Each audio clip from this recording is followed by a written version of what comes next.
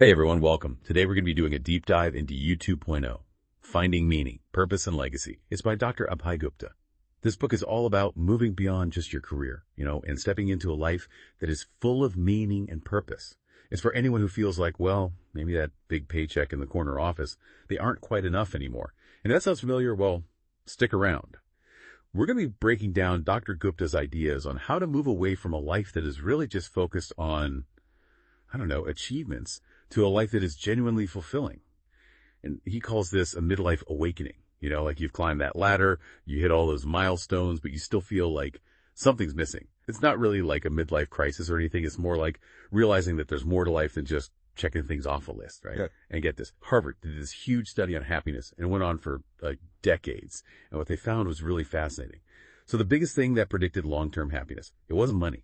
It wasn't fame. It was close relationships and feeling like you were contributing to something bigger than yourself. Makes you think, right? Like, have we been chasing the wrong things this whole time? So this is where Dr. Gupta's idea of the meaning audit comes in. And it's not as scary as it sounds, I promise. He suggests, thinking back to the times when you felt truly alive and engaged, energized, were you working on a project that you were passionate about? Were you helping somebody out? Were you learning something that really captivated you? And when you examine all these moments, you start to see this pattern, this thread that kind of connects them all. And that thread, that's your source of meaning. And he breaks it down into these 4 pillars, personal growth, relationships, contribution and service, and spirituality. The cool thing is, Dr. Gupta says, hey, even if one of these seems a little out there for you, consider all of them. You might be surprised at what really speaks to you. Okay, now let's talk about this thing he calls the achievement trap. And it's basically the idea that, we're always chasing those external signs of success. Like you hit one goal and then immediately you're on to the next one. Never stopping to enjoy the moment. Never asking yourself, am I even on the right track? It's kind of like being on that hamster wheel, right? You're working hard, you're moving, but you're not really going anywhere that matters. So how do we get off that hamster wheel and figure out what really matters to us? Well, Dr. Gupta has this really practical tool he calls the energy versus drain test. It's really simple. Think about it at the end of the day. Are you feeling drained? Well, this test helps you break down, what's really zapping your energy and what's actually giving you fuel. He says, make a list of all the things you do, then rate them, 1 to 5. 1 being totally draining, and 5 being wow, totally energized. And it's amazing what you can learn from this. You might find that stuff you thought was so important is actually making you feel terrible. And then things you've been ignoring, like spending time outdoors or doing something creative, well, those are actually the things that bring you joy and give you energy. It's a real game changer. And the best part, midlife is the perfect time to start making these changes, right? You have the experience, you've learned things along the way, and hopefully you have a little more freedom to shape your life in a way that reflects what truly matters to you. It's not like you're starting over. It's like you're taking what you have and adding this new layer of meaning to it. So take a minute, just think. Are there things in your life that just drain you? And what about those things that make you feel alive, even if they are challenging? These are the clues to a more fulfilling life. Now let's get to this thing people talk about all the time, but don't always understand: purpose. See, Dr. Gupta makes it clear that purpose, it isn't just about feeling happy. It's about actively making things better. It's about making a contribution to something bigger than yourself. He says that this is what makes our lives and our work feel truly fulfilling. And he sees purpose like a journey, not this destination, use your unique skills and your passions to make the world a better place. And that's what's so exciting, right? It's not just for superheroes or celebrities. It's for everyone. Anyone can make a difference. Dr. Gupta even gives us these 3 steps for finding your purpose. You know what? It sounds doable. Step 1, recognize those themes in your life. Think back to when you felt energized, fulfilled. Ask yourself, what have I always enjoyed doing? What problems do I feel drawn to solving? So once you see those themes, the next step is getting introspective, like journaling, brainstorming, really taking time to reflect. And Dr. Gupta gives us some good questions to ask ourselves, think about it. What makes you feel deeply satisfied? If money was no object, how would you spend your time? What problems in the world do you feel passionate about solving? He says when we think about these things, we can tap into those motivations and passions that drive us. And then to bring it all together, he has this thing called the purpose clarity formula. It's how we actually say what our purpose is. And it uses 3 things: passion, strength, and impact. Passion is what you love, what brings you joy. Strengths are what you're good at, those talents that come naturally. And impact is how you can use those passions and strengths to help others and make a difference in the world. So it's not just what you love, and it's not just what you're good at. It's finding that sweet spot where those things meet an actual need in the world. And when that happens, it's like magic. Everything just clicks and your work becomes so much more meaningful. Now let's be honest, finding your purpose, that's just the first step, right? The hard part is actually aligning your life with it. That's where those doubts and fears come in. Like, I don't even know what my purpose is, or big changes scare me. I don't have the time. What if I fail? But Dr. Gupta talks about each of these challenges and gives us ways to overcome them. He says, experiment, start small, prioritize. And remember that it's a journey, not this end goal.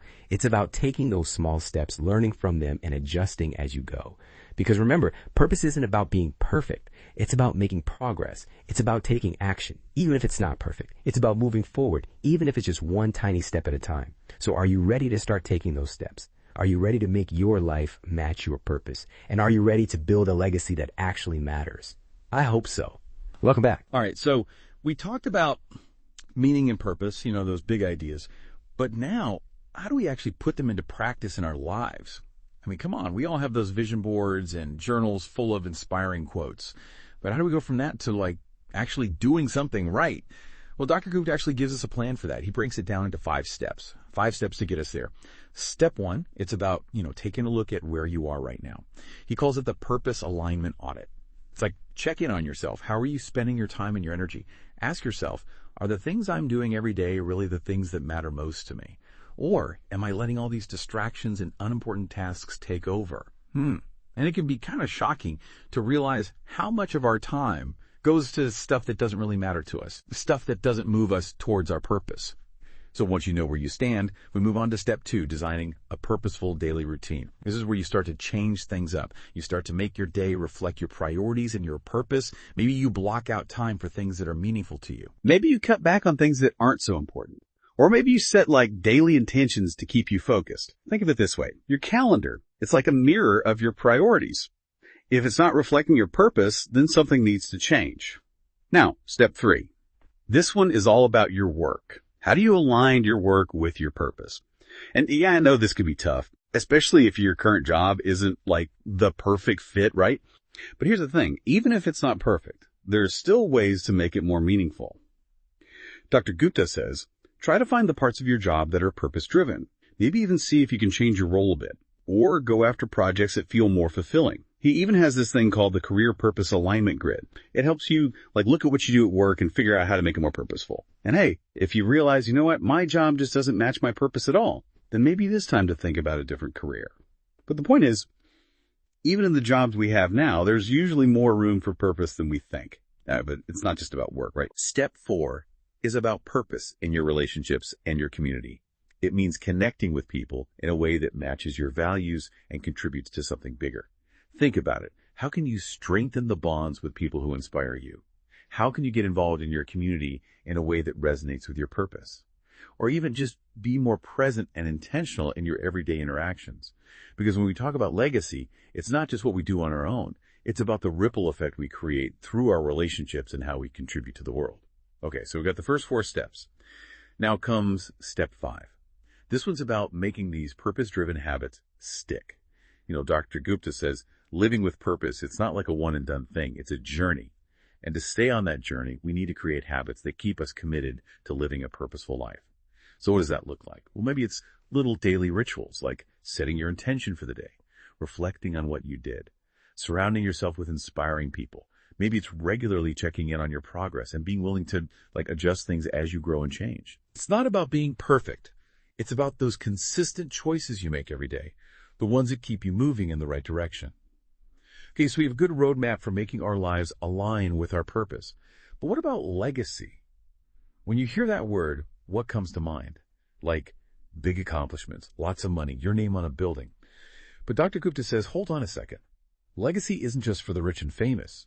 It's something we all create, whether we realize it or not. He says, legacy is the mark we leave on the world, the effect we have on others, the values and knowledge we pass on. It doesn't just magically happen at the end of our lives. It's something we're building every single day through our actions, our relationships, how we choose to live. So how do we create a legacy on purpose? It starts by realizing that legacy has many sides to it. Dr. Gupta breaks it down into 4 parts: personal, professional, philanthropic, and knowledge and cultural. Let's break those down one by one. Your personal legacy, that's about the impact you have on your family, your friends, the people you love. It's the memories, the values, the traditions you pass on. It's the love and support you give. It's about being there for them, offering guidance and wisdom, and leaving a positive mark on their hearts. Your professional legacy, that's about what you contribute to your work, your industry, whatever field you're in. It's the work you do, the impact you have on your clients or customers, the new things you create, the knowledge and skills you share with others. It's about making your mark, helping your field grow, and inspiring the next generation to follow in your footsteps. Your philanthropic legacy, that's about using your resources, your time, your talents to make the world a better place beyond just your immediate circle. And that can look like a lot of things. Maybe it's giving money to charities that matter to you. Maybe it's volunteering your time and using your skills to help organizations. Maybe it's speaking up for policies that promote good in the world. It's about using what you have to make a difference and create a more just, equitable, and sustainable world. And then there's your knowledge and cultural legacy. This one's about sharing your experiences, your insights, your creative side with the world. It could be writing a book, creating a blog, making music, making art, teaching, mentoring. Maybe even just documenting your family history or preserving traditions. It's about leaving behind a piece of yourself that can inspire, educate, or entertain others, even after you're gone. So, are you ready to start building your legacy in all these areas? Remember, it's not about those huge gestures or waiting until you've achieved something big. It's about making small, consistent choices every day. The choices that reflect your values, your purpose, the impact you want to make. Now let's dig a little deeper into each of these parts of your legacy and see what Dr. Gupta suggests for actually turning these ideas into action. Let's start with the foundation, your personal legacy. Dr. Gupta reminds us that the most powerful and lasting legacies often come from the impact we have on the people closest to us. It's about those meaningful relationships, shared memories, passing down values and traditions that will shape future generations. But how do we go beyond just wanting to do that and actually create a personal legacy that truly shows who we are and what we value? Well, Dr. Gupta has a framework for that. It starts with step 1. Define your relationship legacy. He says, think about it. Who are the people you really want to have an impact on? What do you want them to learn from you?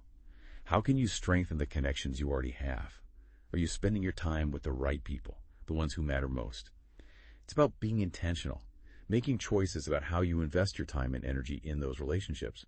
He even has this tool called the Relationship Reflection Grid. It's a way to see, visually, the impact you want to have on different relationships in your life. It's a great way to get your priorities straight and see where you might want to put more effort. So you've got a better understanding of your relationship legacy, right? Now it's time for step 2. Deepen your most important relationships. This is where you take what you learned and you put it into action. Dr. Gupta suggests some simple things. Make time for real conversations. Tell people you appreciate them. Invest in mentoring, especially those relationships that connect different generations. And just be more present, even in those everyday interactions. Because those little gestures, those moments of connection and support, those are the things that really build your legacy. And speaking of connection, let's talk about step 3. Build a legacy through mentorship. Mentoring someone, it's one of the most powerful ways to make your impact last beyond your lifetime. It's about sharing what you know, what you've experienced, and your values with those who come after you. It's about making sure your legacy lives on through them. Whether you're officially mentoring someone at work or just giving advice and support to a younger friend or family member, mentorship is about helping others grow and leaving a positive mark on their journey. And the cool thing is, it benefits both of you. You learn and grow from your mentees just as much as they learn from you. Now imagine this. You're surrounded by a group of awesome people, people who share your values, who challenge you to be better, and who are all committed to making a positive difference in the world. That's the power of step 4. Cultivate a network of purpose-driven relationships. It's about surrounding yourself with people who lift you up, encourage you to live your purpose, and who help you all make a bigger impact together. Dr. Gupta has some advice for this. He says, find communities and groups that match your values. Work with like-minded people on projects you care about. Actively look for mentors and role models who inspire you to be your best self. Remember, we're not meant to do this alone. The more we surround ourselves with people who are living their purpose, the more we can tap into our own potential and create a wave of positive change. But here's a question to think about. What if building a legacy isn't just about those big intentional actions? What if it's also about those little everyday things we do? That's step 5. Turn everyday interactions into legacy-building moments. Dr. Gupta says, think about it. Every time we interact with someone, even in a small way, it's a chance to leave a good impression. It's about being present in conversations, being empathetic, offering genuine encouragement, and sharing our wisdom and what we've learned with others. It's realizing that those seemingly small moments can actually make a big difference in the lives of the people we meet, shaping how they see the world and how they treat others. So as you go through your day, ask yourself, how can I make this interaction count? How can I leave this person feeling a little bit better, a little bit more inspired, a little bit more connected? Now, I know this might seem like a lot to remember. So Dr. Gupta suggests making a relationship legacy plan. It's about taking all these ideas and actually making a plan for how you're going to build relationships that create a meaningful legacy. Maybe it means figuring out what kind of relationships you want to nurture and who you want to impact the most. Maybe it's deciding what traditions, lessons, or values you want to pass down. Maybe it's setting a timeline for things you want to do. Remember, this plan isn't set in stone. It's something you can adjust as you go. The important thing is to make it something you can actually do, something you can stick to, with those small, consistent steps that will lead to a legacy of strong, meaningful relationships. Okay, we've got the groundwork laid for our personal legacy, but what about the impact we make through our work and our career? That's where our professional legacy comes in. It's about using our skills, our knowledge, our experience to make a real contribution to whatever field we're in. Now you might be thinking, but my job isn't exactly saving the world. How can I even have a professional legacy? Well, Dr. Gupta says it's not about your job title or how much money you make. It's about your mindset and what you do within your field. It's how you approach your work, how you affect others, the contributions you make to your industry or profession. He lays out a few key ideas for building a strong professional legacy. Number 1, excellence in mastery. Try to be the best at what you do. Always be learning, improving your skills, expanding your knowledge, and doing high-quality work. Become an expert, someone who's respected and sought after because of their expertise and dedication. Number 2, innovation and problem solving. Don't be afraid to challenge the way things are done. Come up with new ideas. Find creative solutions. Be a trailblazer in your field, someone who's pushing the boundaries and making things better. Number 3, mentorship and knowledge sharing. Share what you know, what you've experienced with others. Mentor those who are just starting out. Help them grow and develop. Leave behind a legacy of knowledge and expertise that goes beyond your own career. And number 4, ethical conduct and integrity. Always do the right thing. Be honest in everything you do. Let your work be guided by strong morals. Make sure your contributions are not just impactful, but they also align with your values. Now, let's talk about actually putting these ideas into practice and building a professional legacy you can be proud of. First, identify your professional North Star. What do you want to be known for in your field? What impact do you want to have? What values do you want to show in your work? When you figure out your professional North Star, it'll help you stay focused and make decisions that line up with your long-term vision. Once you know your North Star, craft a professional legacy statement. Put it into words. Make it clear and powerful, something that captures what you want your legacy to be. This statement can be your guide for your work, a reminder of the difference you want to make. Don't waste your knowledge and experience. Document and share your expertise. Write articles, blog posts, maybe even a whole book. Create presentations, webinars, or online courses to teach people what you know. When you do this, you not only contribute to your field's knowledge, but you also create a lasting record of what you've done. Don't underestimate teamwork. Seek out opportunities for mentorship and collaboration. Connect with others in your field, share ideas, and look for chances to mentor and support those who are coming up behind you. By working together, you can achieve a lot more than you could on your own. And you'll create a wave of positive impact that goes beyond just your own efforts. Don't be afraid to speak up. Advocate for positive change. If you see something that needs to be fixed or improved in your industry or profession, say something. Whether it's promoting ethical practices, supporting diversity and inclusion, or advocating for policies that benefit everyone, your voice matters. Remember, building a professional legacy isn't about winning awards or reaching some level of success. It's about making a real difference in your field. It's about leaving it better than you found it and inspiring others to continue the work. Okay, so we've covered personal legacy and the impact we make through our work. But what about using what we have to make a difference in the world beyond our immediate circle? That's where our philanthropic legacy comes in. It's about using our time, our talents, and our resources to support things we care about and make the world a better place. I know the word philanthropy can seem, intimidating, like something only rich people do. But Dr. Gupta says that's not true. Philanthropy is a mindset. It's a way of life. And anyone can do it, no matter how much money they have. He says philanthropy is giving back to society, contributing to the common good, and using what we have to make the world a better place. And he says it's not just about writing checks. It's about finding ways to give that match our values, our passions, the things that really matter to us. So how do we actually build a philanthropic legacy that's genuine and makes a real difference? Dr. Gupta gives us a framework, and it starts with step 1. Define your philanthropic vision. He says, ask yourself some questions. What causes are most important to me? What kind of impact do I want to make? What skills, talents, or resources do I have that I can use to make a difference? It's about getting clear on your passions, figuring out where you can make the most meaningful contributions, and making sure your giving is in line with your values. Okay, now that you have a better idea of your philanthropic vision, it's time for step 2. Explore giving models. There are so many ways to be philanthropic, and you need to find what works best for you, your resources, and your goals. Some common ways are giving directly to charities. That could be one-time donations or recurring donations. It's about supporting those charities or nonprofits that are working on the issues you care about. Then there's volunteering. That's about giving your time and expertise to organizations that are working on things you're passionate about. And then there's impact investing. That means putting your money into companies or organizations that are not only making money, but also doing good for society or the environment. It's about finding an approach that feels right for you, an approach that aligns with your values and how you want to contribute. Now, whatever you choose, it's important to think long-term. Step 3, ensure long-term sustainability. To really make a lasting impact, you need to think beyond one-time donations or short-term projects. It's about setting things up so your giving continues, even after you're not around. Some ways to do that are setting up a donor advised fund or a private foundation. These are ways to make donations that have tax benefits and spread those donations out to your chosen charities over time. That way, your giving continues even after you're gone. You can also create an endowment. That's an investment that generates income, which can be used to support charities or initiatives forever, providing a constant stream of funding. And don't forget about partnering up.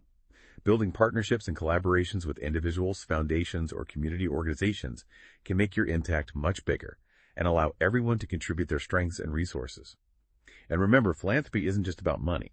It's also about spreading awareness about important things, speaking up for policies that promote good, and mentoring and supporting others who are working to make a difference.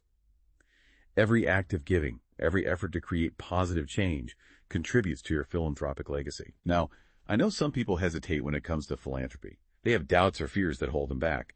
So let's address those common challenges. Some people think, I don't have enough money to make a real difference. But remember, philanthropy is about giving what you can, even if it's a small donation, a few hours of your time, or just talking about a cause you care about. Every bit counts. Some people are afraid of making the wrong choice. It's normal to want to make sure your contributions are being used well. Do your research, ask questions, and find organizations that are transparent and accountable. Start with small contributions, and as you learn and gain confidence, you can do more. And some people just don't know where to start. There are so many good causes out there, it can be overwhelming. Start by focusing on the issues that speak to you the most. Then look for organizations that are working in those areas. Talk to people who are involved in philanthropy. Go to events and learn about the different ways to get involved. Remember, philanthropy isn't about being perfect. It's about making progress. It's about giving in a way that aligns with your values and making a positive impact on the world one step at a time. So are you ready to start your philanthropic journey and create a legacy of giving? A legacy that reflects your values and makes a real difference. All right, welcome back. We've talked about personal legacies, professional legacies, and philanthropic legacies, but there's one more piece to this legacy puzzle that we often forget about, and that's our knowledge and cultural legacy. It's about sharing those unique experiences we have, the insights, the creative stuff with the world. It's about leaving a part of ourselves behind that can inspire and teach others long after we're gone. Think about it. Think about the people who have shared their knowledge and creativity with the world, like authors who write books that challenge us and open our minds, right? Or artists who create things that make us feel deeply, whether it's sadness or joy. And musicians who write songs that become like anthems for whole generations. Or even scientists who make discoveries that totally change how we understand the world. These are people who are driven by passion, by creativity, by a desire to share their unique perspective. And they've enriched our lives and shaped the world in amazing ways. So how can we create a knowledge and cultural legacy that reflects who we are and what matters to us? Dr. Gupta gives us a plan, and it starts with step 1, identifying your unique contributions. He says, take some time to think about these questions. What knowledge, skills, or experiences do I have that could help others? What stories or insights do I want to share with the world? What creative things bring me joy, and how can I share those with more people? It's about recognizing that you have something special to offer, and then figuring out how to share those gifts with the world. Once you've got a handle on what you want to contribute, it's time for step 2, choosing a medium for expression. There are tons of ways to share your knowledge and creativity, so you got to find what works best for you, what plays to your strengths. Here are some ideas to get you thinking. Writing. Maybe write a book, start a blog, write articles, poems, or even just journal your thoughts and experiences for your family or future generations. Or how about visual arts, like painting, drawing, sculpting, taking photos, making films, or graphic design? Or maybe performing arts are more your thing. Think music, dance, theater, storytelling, public speaking, Or you could focus on teaching and mentorship. That's where you share what you know through formal or informal teaching, mentoring folks in your field, or putting together workshops, courses. Or, and this is interesting, maybe historical preservation speaks to you. You could research and document your family history, preserve traditions, or even collect and take care of historical things. The point is, find a way to express yourself authentically, a way that feels right for you and connects with your audience. Or no matter what you choose, you got to think about step 3, creating a legacy of accessibility. If you want your work to have a lasting impact, you need to make sure people can actually see it, hear it, experience it, right?